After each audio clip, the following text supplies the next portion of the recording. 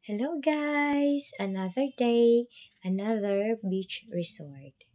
Ayan, so thankful to God no for the graces and blessings every day. So after we had checked out from La Jolla Beach Resort, we proceed to Montemar Beach Resort. So this is another amazing beach resort in Bagak, Bataan.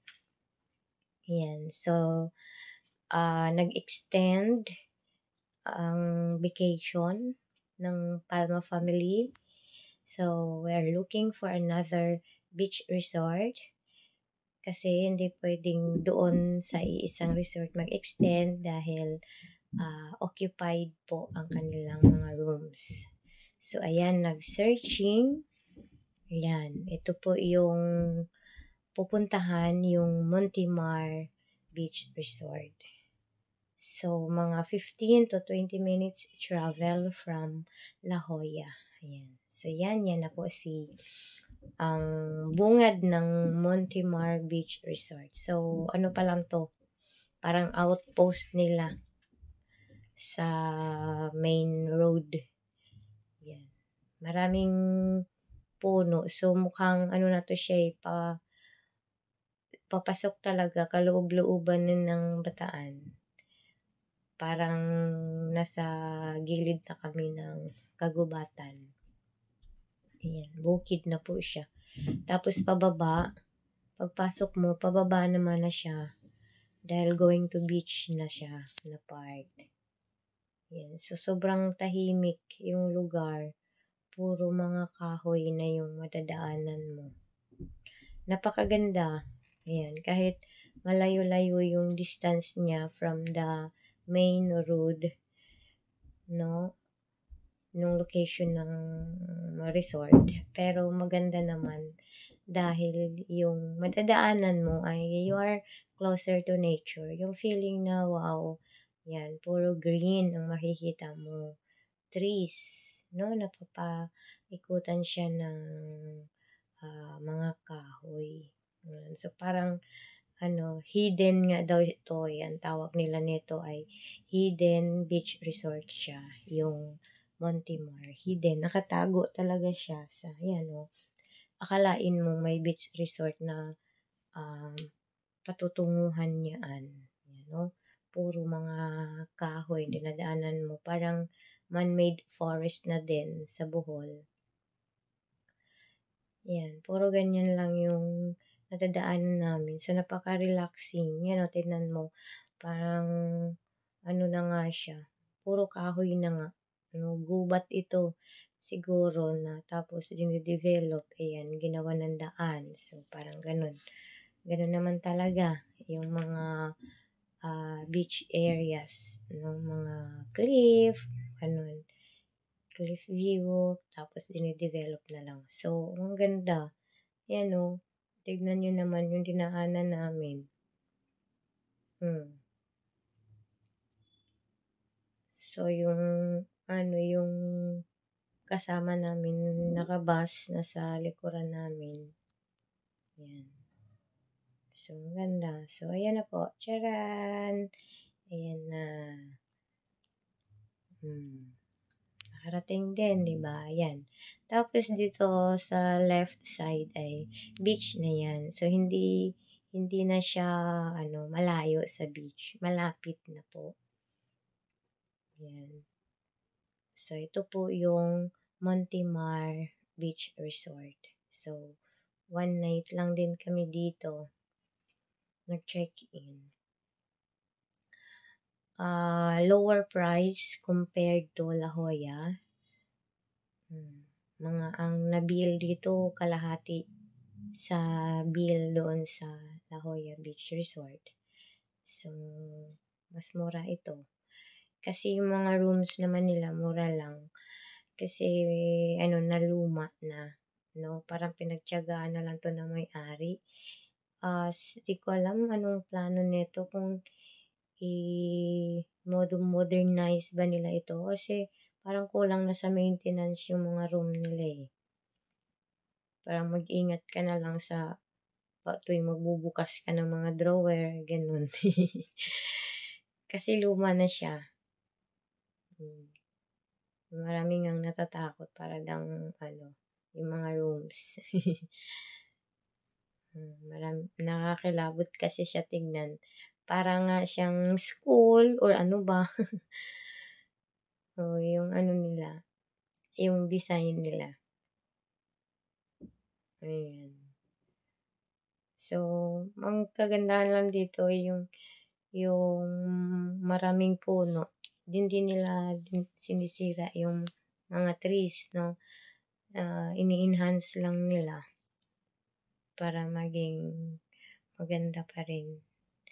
So, ang ganda, malamig, tahimik. Yung maririnig mo yung mga sounds sa gubat. Yan ang maririnig mo, lalo na tuwing gabi na. Ayan. So, marami din silang guest. Kasi ang hirap namin maghanap ng on the spot kasi ang dami namin So, hindi ka makakahanap ng basta-basta. Kaya, pag may mahanap na swak na kaming lahat, ay go Rebels na. Ayan. Ayan po yung mga rooms nila. Nasa gilid. So, yung harap mo ay kagubatan. Tapos sa kabila naman, beach areas naman na siya. Ayan. So, another relaxing day naman ito sa Montemar Beach Resort. Maganda. Dahil nature lover nga ako, kaya natutuwa ako sa mga kahoy, sa mga puno. Ayan. Nature lover talaga ako. Ganun siguro kung matanda na. Charis. Pero dati pa talaga, bata pa ako. Mahilig na ako dyan sa mga kahoy, mga halaman, mga bulaklak. Ayan. Na-amaze na ako niyan. Mahilig ako magtanim Ayan, bata pa ako. Yun na. Plantita. Ang ganda kasi. Ayan. So, pagdating namin, hapon, dumiretso agad sa beach. Ayan, yun po yung papunta sa beach. Ang ganda ng beach nila. Timing lang na maalon.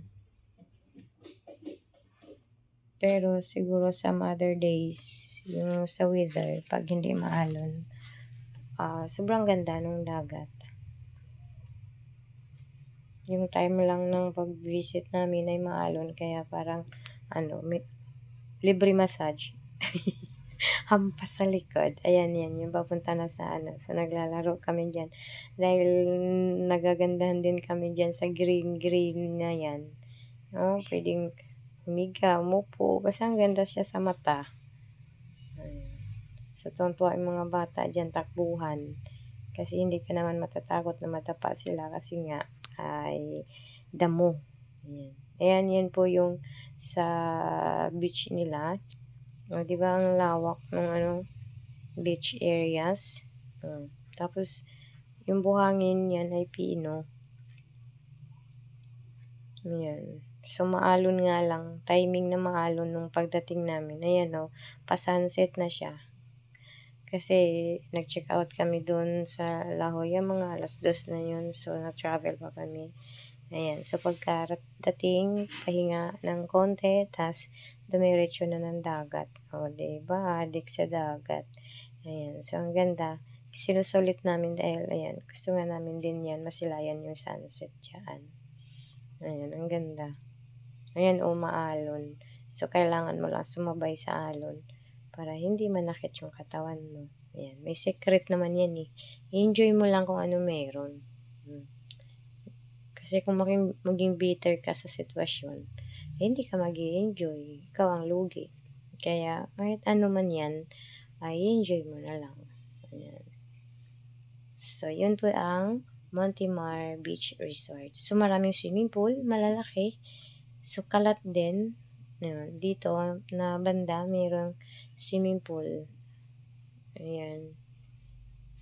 Malalaki. Dalawang swimming pool na malalaki meron sila. So, makalat na din yung mga guest kahit marami. Kasi yan. Tapos yung iba sa dagat. So, marami. So, dito may nagbebenta ng buko, 200 isa. 'Di ba? Mahal. Pero matamis naman siya kahit malapit sa dagat. Ayan, malinis. Malinis na. Siguro, pabaguhin itong mga rooms nila kasi parang pinabayaan na lang yung ibang building eh. Ko alam anong plano ng may-ari nito. Maganda. Meron diyan bandang parang hanging bridge. Gusto kong akyatin. Kaso wala akong kasama. Ayaw nila. Ako gusto kong eh.